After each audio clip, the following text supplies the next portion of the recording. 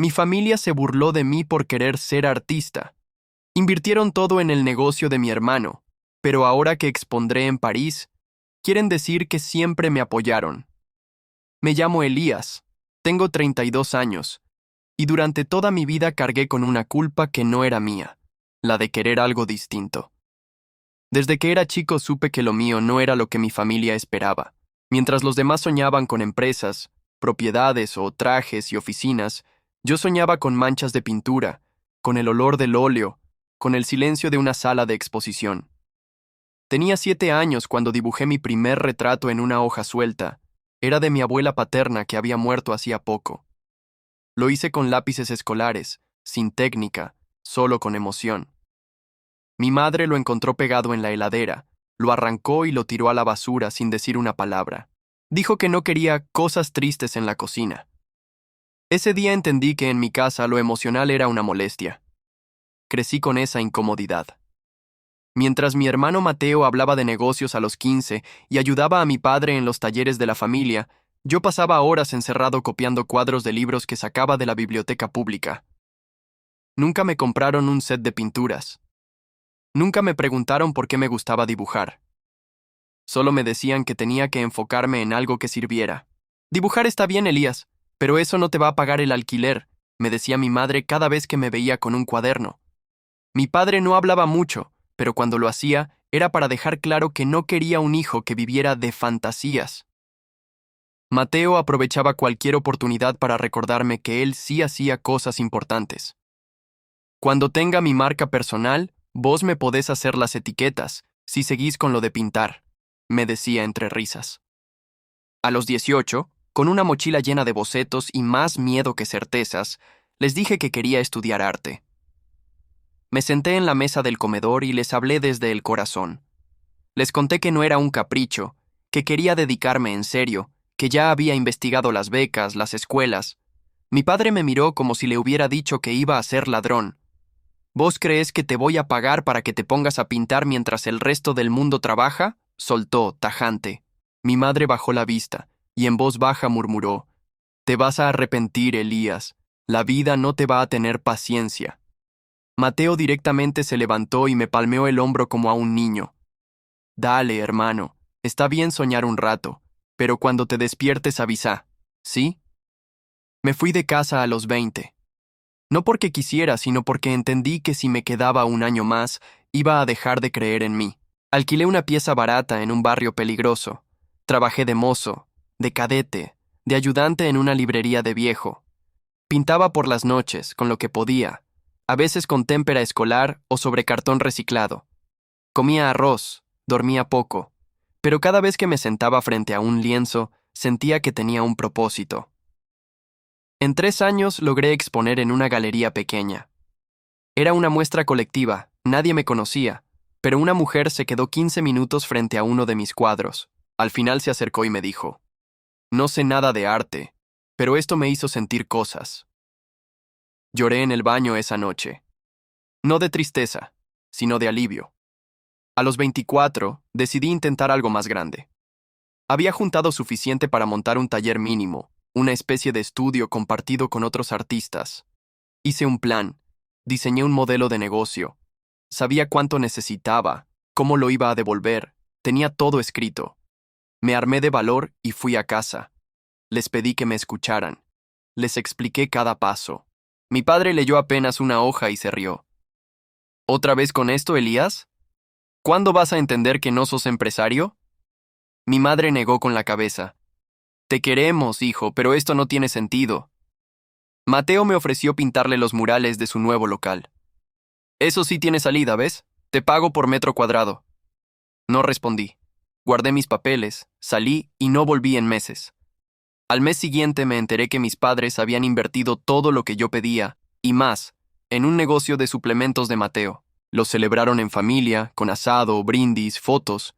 Nadie me avisó. Vi las publicaciones en redes.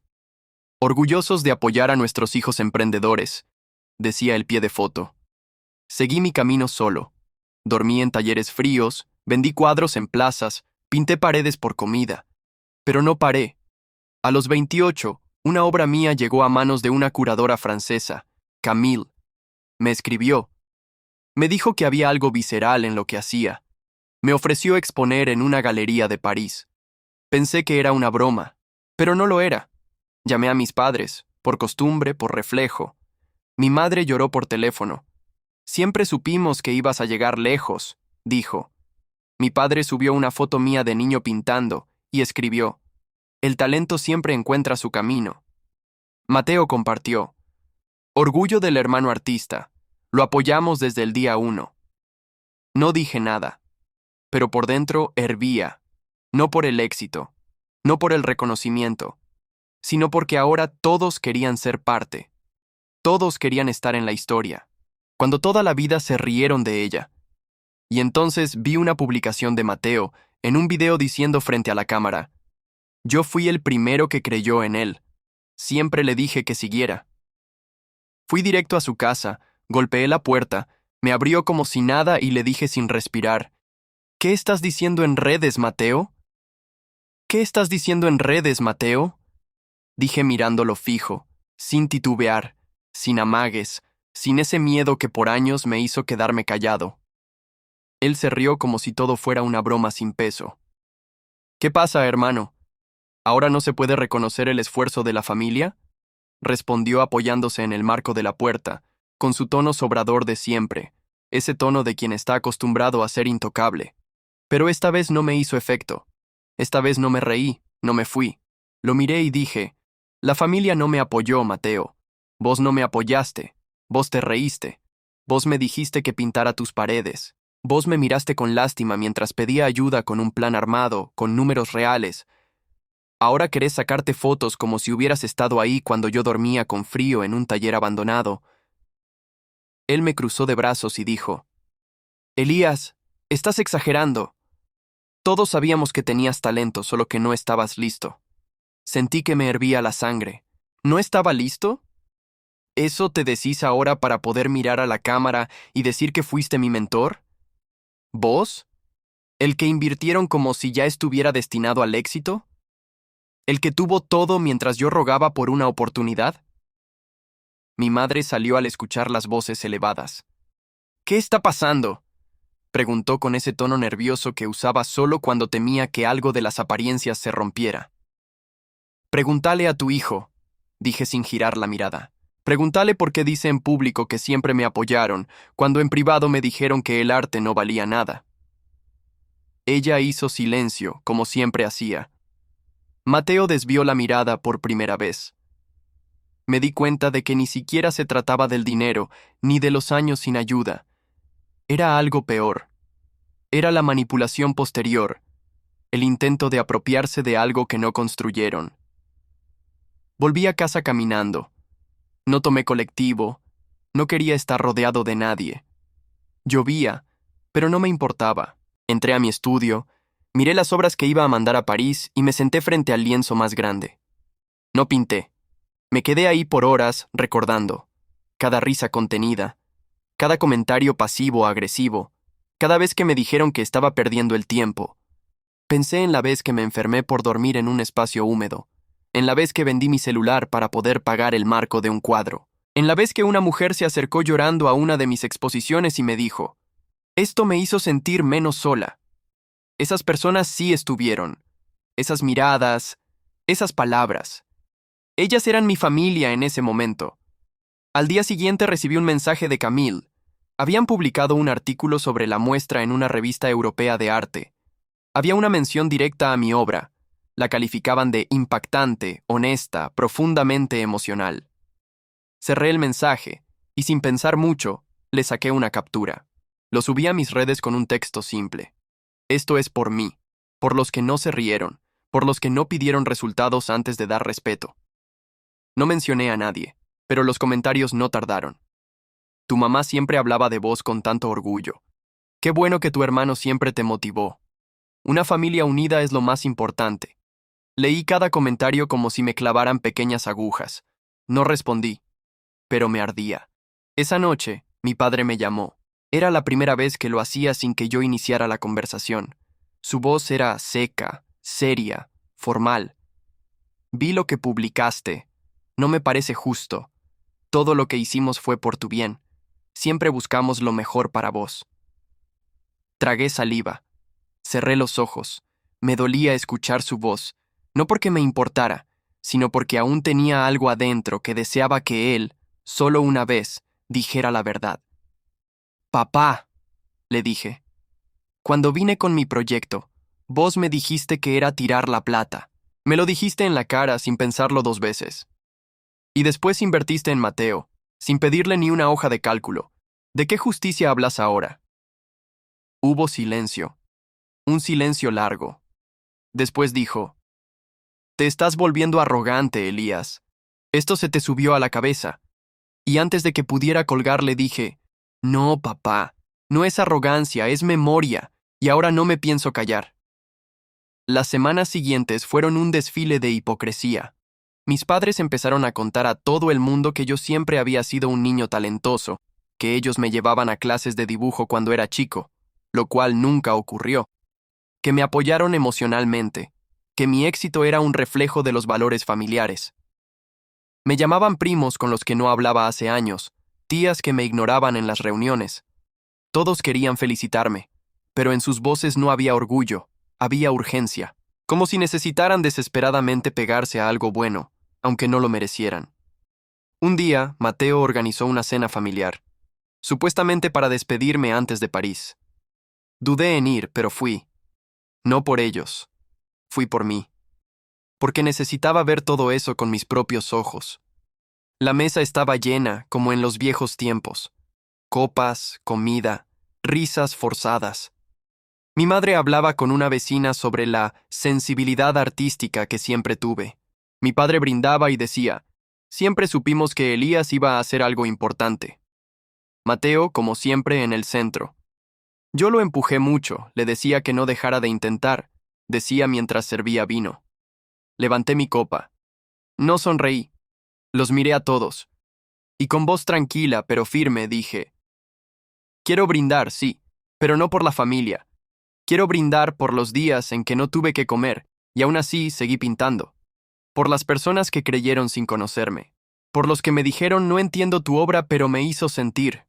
Quiero brindar por mí, porque nadie más estuvo, porque mientras ustedes invertían en otros yo invertía en mí». Se hizo silencio. La copa de mi madre temblaba en su mano. Mi padre apretaba la mandíbula. Mateo bajó la vista, y entonces, sin darles tiempo a responder, levanté la copa y dije, «Esto es por todos los que tuvieron que construir solos, mientras sus propias familias les daban la espalda». Después del brindis nadie dijo nada. Se quedaron congelados como si el aire se hubiera vuelto denso, como si las palabras que dije hubieran caído como piedras sobre la mesa. Vi las manos temblorosas de mi madre intentando mantenerse firme, el ceño fruncido de mi padre escondiendo rabia detrás de una sonrisa tensa. Mateo bajó la cabeza, murmuró algo que ni siquiera entendí y no volvió a mirarme durante el resto de la cena. No hubo brindis, no hubo risas, no hubo familia. Solo el eco de lo que nadie quiso escuchar durante años. Agarré mi abrigo, me puse de pie y antes de salir les dije sin levantar la voz, sin furia pero con una verdad que pesaba más que cualquier grito. Por mucho tiempo quise que me vieran, pero ahora ya no necesito que lo hagan. Caminé bajo la lluvia como si cada gota me limpiara un poco más el resentimiento, el dolor, la carga que arrastré desde que tenía 14 años y me dijeron que pintar era una pérdida de tiempo. Llegué a casa empapado, con el frío pegado a la piel pero con la cabeza en alto. Ahí estaban mis cuadros envueltos, listos para cruzar el océano. Mis pinceles limpios, mi maleta casi cerrada. Me senté en el suelo, solo, sin nadie al lado, pero sintiéndome más acompañado que nunca porque finalmente estaba conmigo mismo, no con la versión que fingía para agradar, sino con el Elías real, el que nunca dejaron ser. 2 días después estaba en el aeropuerto, pasaporte en mano, mochila al hombro, corazón latiendo como tambor. París no era solo una ciudad, era una declaración, un grito silencioso que decía, llegué sin que nadie me abriera la puerta. Abordé el avión sin pensar en lo que dejaba, sino en lo que estaba por construir. Cuando el avión despegó, me apoyé en la ventanilla, cerré los ojos y me prometí que nunca más iba a disculparme por ser quien era. París. Me recibió con nubes grises y una ciudad viva, cargada de historia. Camille me esperaba en el aeropuerto con una carpeta bajo el brazo. Me sonrió con calidez y me dijo que estaba feliz de tenerme ahí. Fuimos directo a la galería. Cuando entré y vi mis obras colgadas, sentí que por fin todo tenía sentido, no solo por el reconocimiento, sino porque estaban ahí, en un espacio donde eran vistas sin juicio, sin burlas, sin preguntas que empezaban con ¿y de qué vivís? La inauguración fue un torbellino de luces, gente, acentos distintos. Me hablaban, y yo respondía con mi mejor inglés, mezclado con gestos y sonrisas nerviosas. Un coleccionista compró 2 piezas. Otro pidió una. Reserva. Una mujer lloró frente a una de mis obras, y cuando me acerqué, solo dijo: Esto me hizo pensar en mi hermana, gracias. Esa noche, ya en el hotel, abrí mi celular. Había mensajes de todo tipo, pero el que más me marcó fue uno de mi madre. Sé que no lo hicimos bien, pero estoy orgullosa de vos. Me quedé mirando la pantalla largo rato. No sabía qué responder. No quería herir, pero tampoco podía fingir que todo estaba bien. Publiqué una foto en mis redes, una de esas donde estoy parado, frente a mi obra más íntima, y escribí: Por años soñé con esto, y aunque caminé solo, cada paso fue real, gracias a quienes creyeron en mí cuando ni yo podía hacerlo, gracias a quienes no me pidieron resultados para darme respeto. Al día siguiente los mensajes cambiaron. Había primos que no me hablaban desde hacía 5 años felicitándome, tías compartiendo la publicación diciendo que siempre supe que iba a ser grande. Mateo subió un video en su oficina con una foto mía de fondo, diciendo que esto también es fruto del amor de la familia. Me reí solo, una risa sin alegría, porque era absurdo. Toda la vida diciendo que el arte no era más que un hobby, y ahora querían pararse a mi lado como si me hubieran empujado hasta ahí. No dije nada. Dejé que hablaran, que se inventaran parte del relato. Yo ya había dicho lo mío, y el resto era ruido. A los pocos días, una revista francesa me hizo una entrevista. En una pregunta me dijeron: ¿qué rol tuvo tu familia en tu formación artística? Respiré hondo, recordé todo, las negativas, las burlas, el silencio, y respondí con honestidad: me formé solo, pero la ausencia también enseña. El silencio me obligó a gritar con colores. Esa frase se hizo viral, me citaron en publicaciones, en videos, en programas de arte, y entonces mi padre me llamó, no atendí, me dejó un mensaje de voz diciendo que estaba decepcionado de mí, que lo que hice fue desleal, que una familia se cuida, no se expone. Mi madre me escribió algo similar, que no les había dado tiempo de explicarse, que no todo fue rechazo, que ellos también sufrieron, pero ya no podía seguir leyendo, porque yo sí les di tiempo, toda una vida, y eligieron no usarlo. Volví a casa con la agenda llena, con más encargos, más proyectos, pero también con una decisión tomada. Iba a contar todo, no por venganza, sino porque había muchos como yo, que merecían saber que no estaban solos. Escribí un texto llamado Cuando tu familia no te ve. Lo publiqué sin esperar nada, y en mi momento 24 horas tenía más de 100,000 lecturas. Los comentarios eran una avalancha de historias parecidas, mensajes de artistas, músicos, bailarines, escritores, hijos e hijas, que fueron ignorados por años, todos con una herida abierta, pero con la esperanza de que había un camino, que no estaban rotos, que simplemente no eran lo que sus familias esperaban. Una semana después, me invitaron a dar una charla en una universidad de arte. Me paré frente a un auditorio lleno de jóvenes, muchos con los mismos ojos que tenía yo a los 18, llenos de miedo, ganas y esa duda silenciosa que se clava. ¿Valgo la pena si nadie me valida? Les hablé con el corazón, les dije lo que me habría salvado escuchar hace 15 años. Terminé la charla y uno de los chicos se acercó y me dijo con los ojos llenos de lágrimas: si vos pudiste, yo también puedo. Esa noche, cuando llegué al estudio, encontré un sobre bajo la puerta. Era de mi padre. Lo abrí. Era una carta escrita a mano. La leí despacio. Decía: no supe cómo ser tu apoyo, no entendí tu camino, pero si me das una oportunidad, me gustaría aprender. Cerré la carta, la guardé en una caja de madera donde tengo mis primeras acuarelas. No sé si voy a responderle, no porque guarde odio, sino porque hay heridas que necesitan tiempo.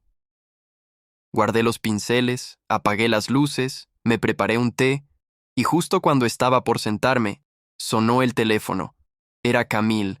Su voz sonaba distinta, emocionada, nerviosa, y sin dar vueltas me dijo: Elías, te acaban de nominar para el Premio Étoile del Arte Emergente. Elías, te acaban de nominar para el Premio Étoile del Arte Emergente, dijo Camille del otro lado del teléfono, con una emoción en la voz que solo escuché antes cuando vi a alguien llorar frente a una de mis obras. Me quedé callado, no por falta de palabras, sino porque mi cuerpo entero se paralizó. El Premio Étoile. No lo podía creer. Es uno de los reconocimientos más importantes para artistas jóvenes en Europa, un premio que solo nomina a 10 personas por año y que, hasta donde sé, nunca había tenido a un latinoamericano entre los finalistas. Sentí que el aire se volvía más pesado, que los colores de mi taller se mezclaban con esa especie de zumbido que te llega cuando algo cambia para siempre. ¿Estás ahí?, preguntó Camille, riendo suavemente. Sí, estoy acá. Respondí con la voz quebrada, y con las manos temblorosas me apoyé en la mesa para no caerme. No es oficial todavía, pero la curaduría ya confirmó la preselección.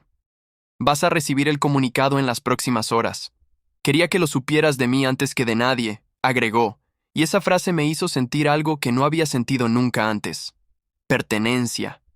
Alguien me había visto, no solo como artista, sino como ser humano. Y eso, para alguien que pasó más de media vida siendo invisible para su propia familia, vale más que cualquier premio. Corté la llamada y me quedé ahí parado, en medio de mis pinceles sucios, de las telas aún secas, del olor a aguarrás que impregnaba todo. Miré alrededor. Ese taller, que antes fue una habitación húmeda alquilada al fondo de una panadería, ahora estaba lleno de cuadros vendidos, de reconocimientos, de rastros de una historia que construí con los puños apretados y los dientes apretados, porque no me dejaron otra opción. Lloré, otra vez, como un nene, porque aunque el éxito había llegado, el niño que fui seguía ahí adentro, esperando que alguien le dijera: hiciste bien en no rendirte. No sé cuánto tiempo pasó, pero esa misma noche sonó el celular. Era Mateo. Dudé si atender, pero lo hice. Che, hermano, dijo con una voz que ya no era la del Mateo triunfador, sino la del que sabe que algo se le escapa de las manos. Vi lo del premio. No sabía qué decirte, pero lo estoy viendo por todos lados. Estás en todos lados. No contesté, solo escuché. Lo que pasa, Elías, yo nunca imaginé que ibas a llegar tan lejos, y sé que fui un idiota. Sé que me reí, que te bajé el precio, que hablé de más, pero de verdad, estoy feliz por vos, dijo, con esa torpeza que le sale cuando no tiene una excusa para justificarse. ¿Querés que te diga algo, Mateo? Respondí sin rabia, pero con toda la firmeza que no tuve durante años. No necesitabas imaginar que iba a llegar lejos, solo necesitabas respetarme cuando estaba cerca. Del otro lado, silencio. Luego dijo un «tenés razón», que sonó más a derrota que a disculpa, y colgó. No volví a hablarle por semanas. El comunicado oficial llegó al día siguiente. Con sello de la Fundación Étoile, con mi nombre completo, con la confirmación de que era uno de los 10 artistas emergentes nominados. París entera empezó a hablar de la muestra. Me invitaron a entrevistas, a programas de arte, incluso a eventos sociales donde nunca pensé poner un pie. Me vestí con ropa prestada, caminé por alfombras rojas improvisadas, me preguntaban sobre mis inicios, mi técnica, mis influencias. Y cada vez que hablaba, sentía que el chico que dormía con hambre en un colchón sin sábana me observaba desde algún rincón, orgulloso y asustado. En una de esas entrevistas me preguntaron directamente: ¿cuál fue tu motor para seguir adelante cuando no tenías nada? Y sin pensarlo respondí: la falta de apoyo fue el mejor combustible. Me empujaron lejos, sin saber que me estaban empujando hacia mí mismo. Esa frase se volvió titular. Y como era de esperarse, trajo consecuencias. Al día siguiente mi madre me mandó un audio. Lloraba. No entiendo por qué tenés que hablar así de nosotros. ¿Por qué no podés simplemente disfrutar? ¿Por qué siempre estás buscando mostrar que fuimos malos padres? Me dolió, porque parte de mí todavía quería que me entendieran, que me pidieran perdón, no por vergüenza, sino porque supieran el daño que causaron. Pero no, ellos solo veían cómo se manchaba su imagen, su papel en mi historia. Mateo no dijo nada. Mi padre me llamó. Fue directo. Escúchame, Elías. Vos estás logrando cosas grandes. No las arruines revolviendo el pasado. Nadie necesita saber si te apoyamos o no. Ahora somos parte de esto, nos guste o no. Y vos tenés que ser inteligente. Me quedé en silencio. ¿Qué quieres decir con eso? Le pregunté. Que nos incluyas, que nos dejes estar, que no nos cierres la puerta. A la gente le gusta ver familias unidas. ¿Me entendés? Respondió. Y ahí fue cuando supe con certeza que no entendían nada, que nunca lo habían hecho. Una semana antes de la premiación, me llegó una invitación doble. Podía elegir a alguien para que me acompañara a la gala. Lo pensé. Pensé en mi madre, en si tal vez esa noche podría hacerle sentir que aún había espacio para reparar. Pensé en Mateo, que últimamente se mostraba menos arrogante y más humano. Incluso pensé en mi padre, pero no elegí a ninguno. Llamé a alguien más, a una persona que conocí hace años cuando pintaba murales por monedas, una mujer mayor que me dejaba usar su patio como taller. Se llamaba Doña Teresa. Fue la primera que me dijo, «Tus cuadros hacen ruido sin gritar». Ella me regaló pinceles cuando no tenía. Me cocinaba arroz con lentejas cuando sabía que no había comido. Me acompañó a mi primera exposición. Le mandé la invitación a ella. Cuando atendió el teléfono, me dijo entre risas, «Pensé que te habías olvidado de esta vieja loca que te prestaba el patio». Y yo le respondí sin dudar, «¿Cómo voy a olvidarme de la única que me vio cuando nadie más quiso mirar?» La gala fue un sueño. Me puse un traje alquilado. Teresa fue con un vestido azul que le prestó su sobrina. Entramos como dos fantasmas del pasado que por fin pisaban el presente con orgullo. Nos sacaron fotos, nos aplaudieron. No gané el premio. Lo digo sin pena. El solo estar nominado ya era más de lo que imaginé. Cuando dieron el nombre del ganador, Teresa me tomó la mano y me dijo en voz baja, «No necesitas trofeos. Vos ya ganaste». Esa frase me siguió como eco durante días. Volví a casa con la cabeza llena de imágenes, con mensajes de felicitaciones, pero también con una decisión tomada. No podía seguir viviendo a medias, fingiendo que todo estaba bien con quienes me ignoraron cuando más los necesitaba. Iba a hablar con mi familia cara a cara, por última vez. Llamé a mi madre y le pedí que reuniéramos a todos. Dijo que sí, que lo haría. Una semana después, me senté frente a mi padre, mi madre y mi hermano, en la misma mesa donde me habían dicho que el arte no servía. Respiré hondo, los miré uno por uno y dije, «No quiero pelear, no quiero humillar a nadie, pero necesito decir esto una sola vez, en voz alta y frente a ustedes. Necesito que escuchen sin interrumpir». Mi padre se acomodó, cruzó los brazos. Mi madre bajó la vista. Mateo jugaba con su anillo como un chico nervioso. Entonces hablé, sin temblar, sin gritar, sin culpar, pero con toda la verdad que me había callado por años. Ustedes me enseñaron mucho, aunque no se dieran cuenta. Me enseñaron lo que se siente cuando te ignoran. Me enseñaron a pelear solo. Me enseñaron a confiar en mí cuando nadie más lo hacía. Y hoy que me buscan para las fotos, para las entrevistas, para decir que fueron parte, lo único que puedo pensar es, ¿por qué no estuvieron cuando yo solo necesitaba que me dijeran que estaba bien soñar? Mi padre quiso decir algo, pero levanté la mano con calma y le dije, «Todavía no terminé, todavía no terminé», repetí, mirando a mi padre directo a los ojos, porque esta vez no me iba a callar, no iba a suavizar lo que había sentido toda mi vida. No iba a disfrazar de anécdota lo que fue, abandono emocional. Me senté derecho, apoyé los codos en la mesa y sentí cómo, por primera vez, el silencio estaba a mi favor. No me temblaba la voz, no me dolían las palabras. Lo que me dolía era todo lo que había callado para protegerlos de sus propios errores. Tomé aire y seguí. Yo no vine a pedir disculpas, ni a reconciliarme, ni a perdonar algo que ustedes ni siquiera reconocen como daño. Vine a decirles la verdad, la mía. la que viví cada día que estuve solo, sin respaldo, sin palabras de aliento, sin una sola muestra de fe en lo que hacía. Mateo apartó la mirada. Mi madre se cubrió la boca con la mano, como si no pudiera procesar lo que escuchaba. Mi padre no se movió, su mandíbula tensa, su espalda recta, pero sus ojos se le humedecían. Nunca lo había visto así, pero no me detuve, porque si me detenía una vez más, esa herida seguiría abierta para siempre. Cuando tenía 17 años, entré corriendo a la cocina con una carta de la escuela, donde decían que mi obra iba a ser expuesta en la galería municipal. Estaba feliz, orgulloso, sentí que por fin alguien veía lo que yo veía en mis dibujos. Se lo mostré a mamá. ¿Sabes qué me dijo? Que eso no iba a poner comida en la mesa. Papá ni siquiera levantó la vista del periódico. Mateo me pidió que lo ayudara a hacer el cartel para su proyecto de la Feria de Ciencias, y cuando le dije que no tenía tiempo porque estaba preparando la obra, se rió y me dijo que estaba muy ocupado con sus garabatos. ¿Ustedes recuerdan eso? Pregunté, pero nadie respondió. Los miré a los tres y agregué, no es que me molestaran los comentarios, es que me rompía saber que, si yo hubiera querido ser contador o mecánico como ustedes, me habrían aplaudido, habrían puesto dinero, apoyo, contacto, lo que fuera, pero como mi camino no se parecía al de ustedes, decidieron ignorarlo, porque les daba vergüenza.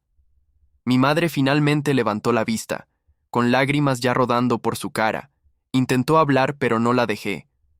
Mamá, yo no necesito que llores, no necesito lágrimas ahora.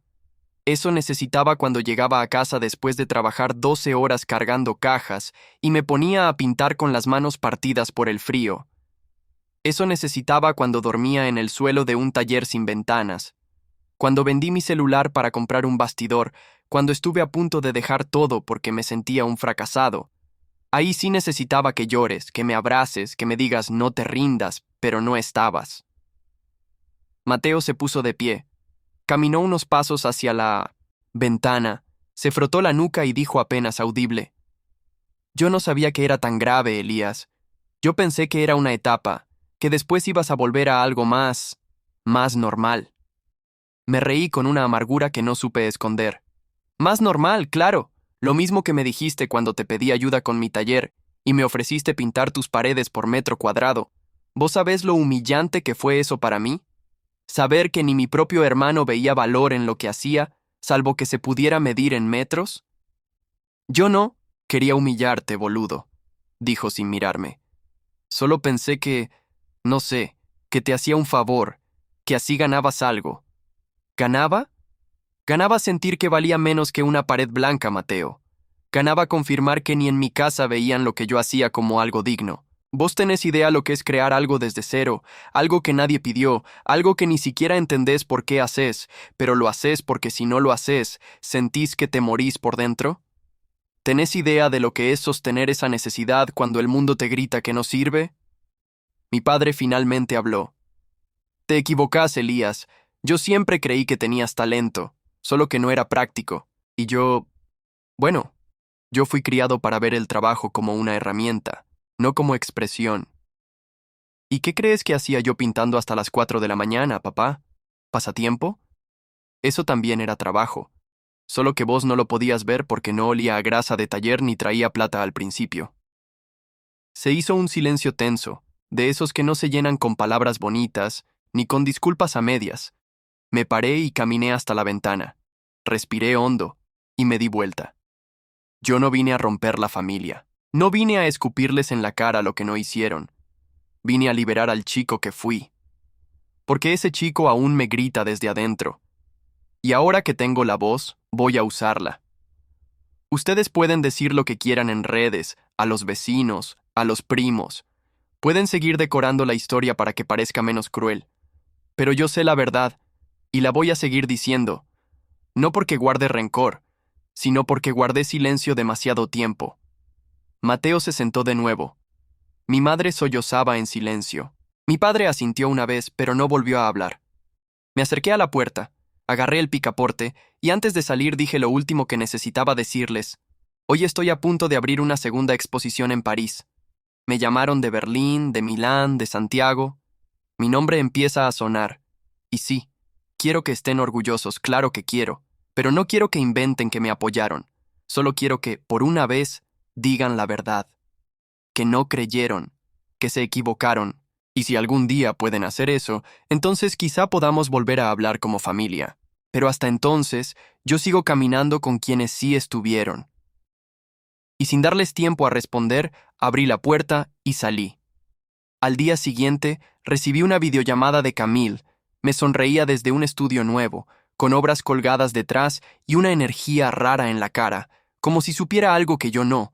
Me hizo una seña con la mano para que esperara, se giró hacia un costado y le dijo a alguien fuera de cámara: ¿Podés repetirle lo que me acabas de decir? Y entonces, un hombre mayor, de voz grave y acento extranjero, se acercó y mirándome directo desde la pantalla me dijo: Señor Elías, nos gustaría invitarlo como artista residente durante 3 meses en Florencia, Italia. Señor Elías, nos gustaría invitarlo como artista residente durante 3 meses en Florencia, Italia. Me quedé inmóvil, mirando la pantalla sin parpadear. Las palabras me retumbaban como un eco que no encontraba dónde acomodarse. Florencia. Repetí en mi mente una y otra vez, con la voz del hombre aún fresca en los oídos. Camille me observaba en silencio, esperando mi reacción, y cuando finalmente solté una carcajada, no lo hice por soberbia ni por sorpresa, lo hice porque algo en mí se quebró para siempre, pero no en dolor, sino en liberación. Florencia, la cuna del arte renacentista, la ciudad de Miguel Ángel, Da Vinci, Botticelli. Y ahora, yo. El hijo que nunca fue lo que su familia esperaba, el hermano al que le dijeron que estaba perdiendo el tiempo, el que dormía en el suelo con una manta prestada y pinceles rotos, iba a trabajar como artista residente en la ciudad donde nacieron los pilares de todo lo que hoy admiro. No sabía cómo explicarlo. No sabía cómo agradecerlo. Solo pude asentir, con lágrimas ya cayéndome por la cara. Queremos que desarrolles una serie de piezas inspiradas en tu propia historia, agregó el hombre. Hemos seguido tu trabajo. Sabemos lo que has dicho. Sentimos la verdad en tu trazo. No necesitamos currículum, necesitamos alma, y la tuya está presente en cada obra. No respondí con palabras. Me quedé en silencio largo rato, porque entendí que esa invitación no era un premio más. Era el cierre simbólico de una etapa que ya no me pertenecía. Cuando corté la llamada, me senté en el piso, crucé las piernas, miré las paredes del estudio, cada mancha, cada cuadro inacabado, y empecé a reír y llorar al mismo tiempo, como si no pudiera decidir qué hacer primero. Durante las siguientes semanas, empecé a preparar todo para el viaje. Documentos, pasaporte, materiales, bocetos. Era una locura, una carrera contrarreloj, pero lo hacía con una calma interna que nunca antes había sentido. Había algo distinto esta vez. Ya no viajaba para escapar ni para probar nada. Viajaba porque era mi lugar, porque por fin estaba ocupando el espacio que durante años me hicieron sentir que no me correspondía. Mientras empacaba, recibí un correo inesperado. Era del colegio secundario donde estudié. Me invitaban a volver como exalumno destacado para dar una charla motivacional. Releí el mensaje varias veces. Era el mismo colegio donde me escondían los dibujos, donde nunca exhibieron mis obras por no ser representativas de los valores institucionales. El mismo donde me decían que el arte no era una carrera seria. Cerré el correo sin responder. No por resentimiento, sino porque entendí que a veces el verdadero acto de justicia no es regresar para decir, miren quién soy ahora, sino no regresar en absoluto. Al día siguiente, una periodista local me llamó para hacer una nota especial antes de mi partida a Italia. Me citó en una cafetería pequeña, íntima. Me hizo preguntas profundas, no solo sobre el arte, sino sobre mi historia, mis raíces, mi niñez. Me preguntó cómo definía la palabra familia. Me tomé varios segundos antes de contestar. Le dije, familia no es quien comparte tu apellido, es quien se queda cuando todo arde. Es quien te escucha aunque no entienda, quien te defiende aunque no lo necesites. Y por desgracia, a veces eso no se encuentra en casa. Esa frase salió en la portada digital al día siguiente. Volvió a remover todo. Y como era de esperarse, trajo consecuencias. Mi madre me llamó, pero no atendí. Me dejó un mensaje. Cada cosa que decís en público, la siento como un golpe al pecho. ¿Tan difícil era quedarte callado? ¿Tan necesario es hacer leña del árbol caído? La escuché entera. 3 veces. No lloré. No respondí. Pero entendí algo importante. Ellos aún no sabían distinguir entre ser atacados y ser enfrentados con la verdad. Ellos no querían reconciliación, querían silencio. La noche anterior al viaje, hice una cena íntima con 5 personas, las únicas que estuvieron realmente presentes en mi vida. Doña Teresa, que seguía sonriendo como si aún me prestara su patio. Clara, una librera que me dio trabajo cuando nadie más lo hacía. Franco, un escultor que conocí en una feria callejera y que se volvió mi hermano del alma. Y 2 chicas que conocí en un taller social donde daba clases gratis, Milena y Sofía, 2 adolescentes que me recordaban a mí cuando empezaba. Hablamos poco. No necesitábamos muchas palabras. Les conté sobre Florencia, les mostré algunos bocetos, brindamos con vino barato y comimos empanadas caseras, y antes de que se fueran les dije, ustedes fueron familia cuando la mía no supo serlo. Doña Teresa me abrazó fuerte y murmuró, vos hiciste esto solo, Elías, pero me alegra saber que no lo hiciste en soledad. Esa noche no dormí. Armé la valija con calma, revisé pasaporte, documentos, guardé mis pinceles envueltos como si fueran frágiles reliquias. Y justo antes de cerrar el cierre de la maleta, me detuve. Fui al cajón donde guardaba papeles viejos y saqué la carta de mi padre. La leí por 4ª vez. No supe cómo estar, pero quiero aprender. Pensé en dejarla, pensé en romperla, pero la doblé y la puse entre 2 libros, porque aunque no olvido, tampoco vivo desde el rencor. Llegué al aeropuerto con varias horas de anticipación. Me senté frente a la puerta de embarque y cerré los ojos. Vi todo como una película, mi primer dibujo, mi madre tirándolo a la basura, mi padre negando apoyo, Mateo burlándose de mis ideas, las noches sin comida, las paredes frías, las primeras exposiciones, París, el premio Étoile y ahora Florencia. Era tanto que costaba creer que todo perteneciera a una sola vida. Justo cuando iban a anunciar el embarque, recibí un mensaje. Era de Mateo, un video. Lo abrí, sin saber qué esperar. Estaba él, parado frente a una cámara, con los ojos rojos, hablando con voz quebrada. Este mensaje es para vos, Elías. No lo subí a redes. No es para que lo vea nadie más. Es para vos. Quiero decirte algo sin filtros, sin excusas. Yo fui un pelotudo. Durante años me reí de lo que no entendía, de lo que me daba miedo. Porque sí, me daba miedo verte seguir algo que no podías medir, que no podías controlar, algo que yo nunca me atrevía a hacer. Me criaron igual que a vos, pero yo me adapté. Vos no. Vos fuiste más valiente. Nunca supe cómo estar a tu lado, pero ahora quiero que sepas que te admiro, y que, aunque no lo merezca, estoy orgulloso de vos. Apagué el video. Me quedé mirando la pantalla apagada. No lloré, pero por dentro algo se soltó. Quizás por primera vez, Mateo no hablaba desde el ego, sino desde el corazón. Me llamaron por los altavoces. Tomé la maleta, me paré, caminé hacia el mostrador, entregué mi pasaje, y al cruzar la manga que me llevaba al avión, pensé en todo lo que vendría. En los cuadros aún no pintados, en las calles de Florencia, en las cartas por escribir, y en todas las veces que me dijeron que no lo lograría. Y mientras me sentaba junto a la ventana, ajustando el cinturón, me prometí que la próxima serie que iba a crear no iba a ser sobre el dolor, ni sobre el rechazo, ni siquiera sobre el pasado. Iba a ser sobre la reconstrucción, porque ahora, por fin, era yo quien decidía cómo contar mi historia. Y cuando la azafata me ofreció agua antes del despegue, le sonreí y dije, gracias. Hoy empieza algo nuevo. Mi teléfono no paraba de sonar desde que el anuncio oficial de la exposición en París se hizo público.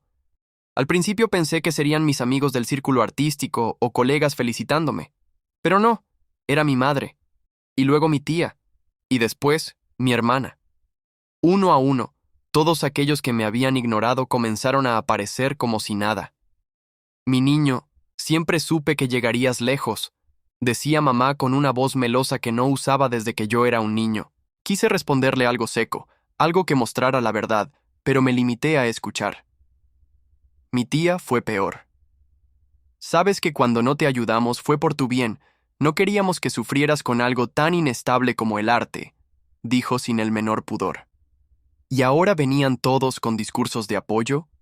Cuando hace apenas 2 años yo les pedía ayuda para pagar un curso y me decían que eso no era prioridad. Me decían que era más importante pagar la nueva heladera para el local de mi hermano, porque ese negocio sí que era el futuro de la familia. No podía creer la cara dura. Incluso mi padre, que nunca fue muy comunicativo, me envió un audio torpe diciendo que siempre confió en mí, aunque a su manera. Y lo peor, mi hermano, el niño dorado, el del negocio que absorbió cada centavo de ahorro familiar, el que una vez me dijo en la cara que el arte era para vagos que no sabían trabajar. Ese mismo me escribió diciendo que si necesitaba ayuda para traducir algo al francés, que él conocía a una chica que podía darme una mano. Como si ahora tuviera algo que ofrecerme.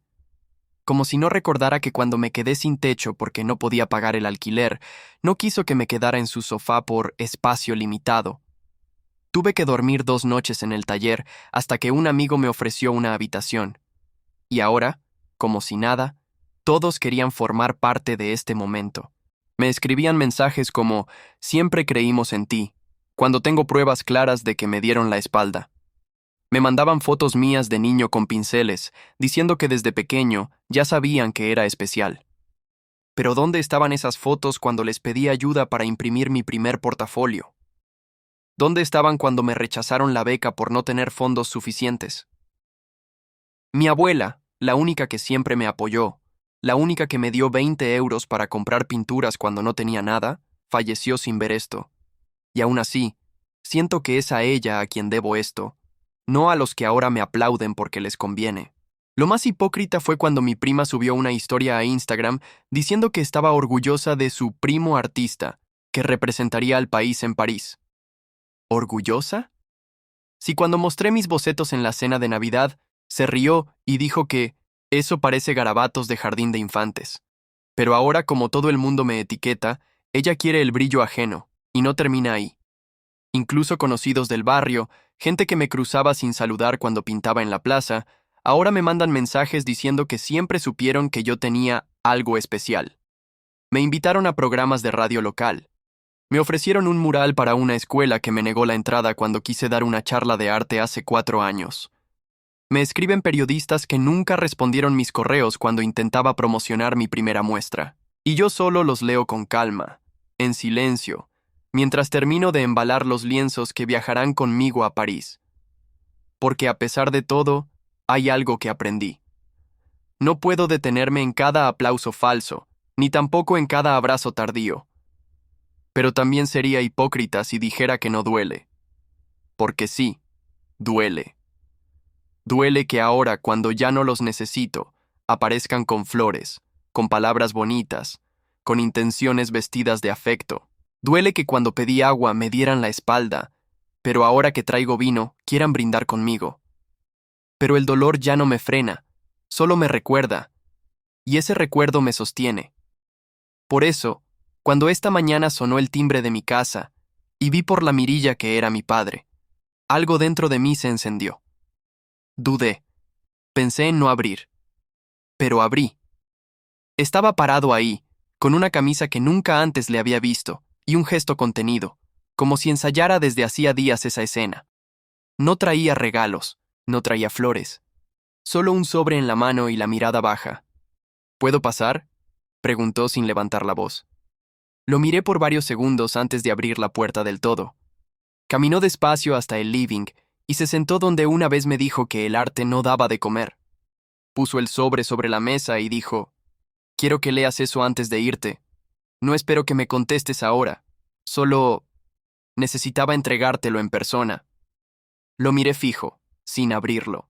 «¿Qué hay ahí?», pregunté con la voz más firme que recordaba haber usado jamás. «Lo que nunca supe decirte», murmuró. Y entonces me senté frente a él, respiré profundo y le dije con total frialdad, «Si viniste a dejarme algo, entonces decilo con tu voz, no con un sobre». Si viniste a dejarme algo, entonces decilo con tu voz, no con un sobre. Mi padre bajó la mirada, tragó saliva y tardó en responder. Lo miré en silencio, cruzado de brazos, sin aflojar la expresión. Sabía que estaba a punto de decir algo que le costaba. Lo conocía.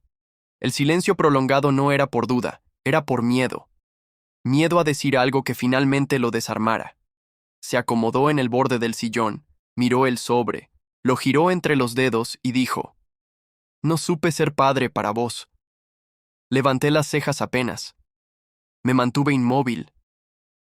Él prosiguió, con la voz más áspera que nunca le había escuchado.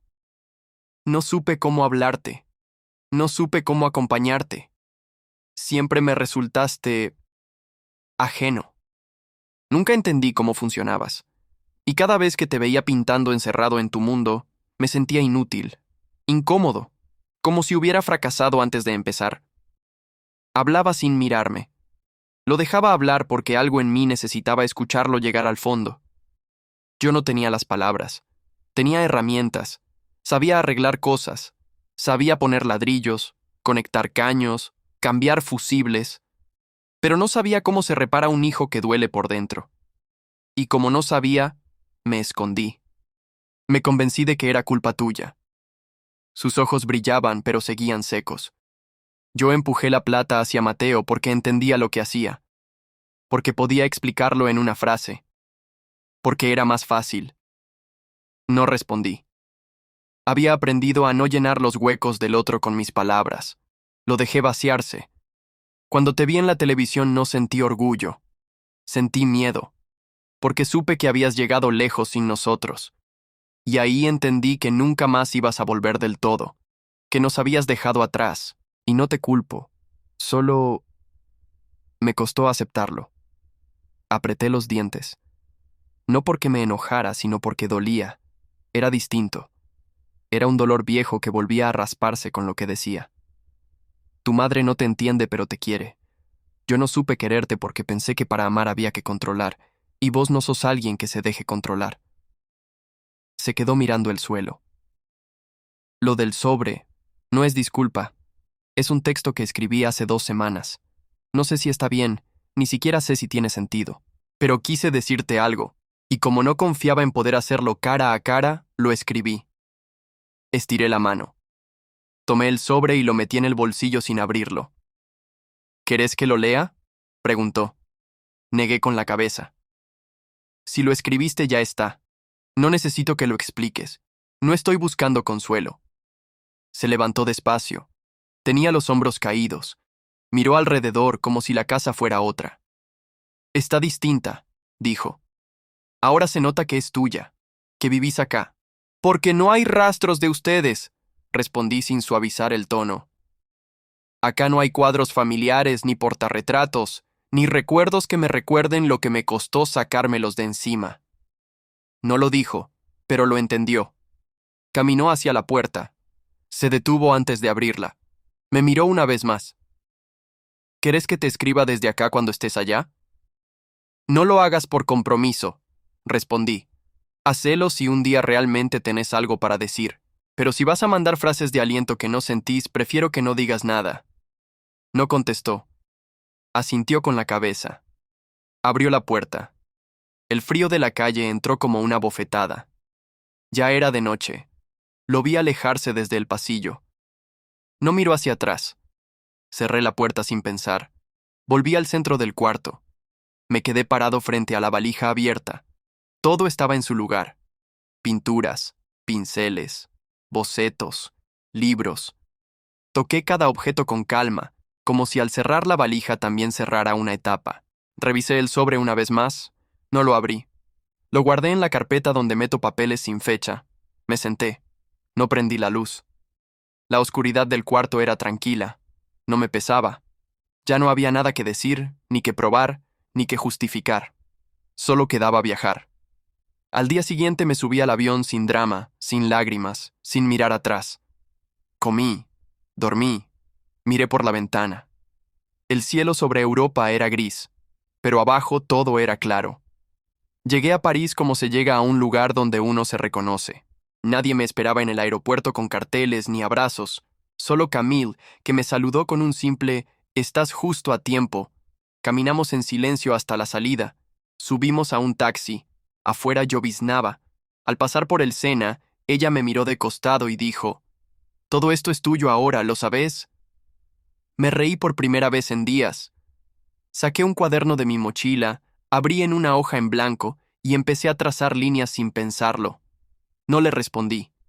No hizo falta. Nadie necesitaba decir nada más.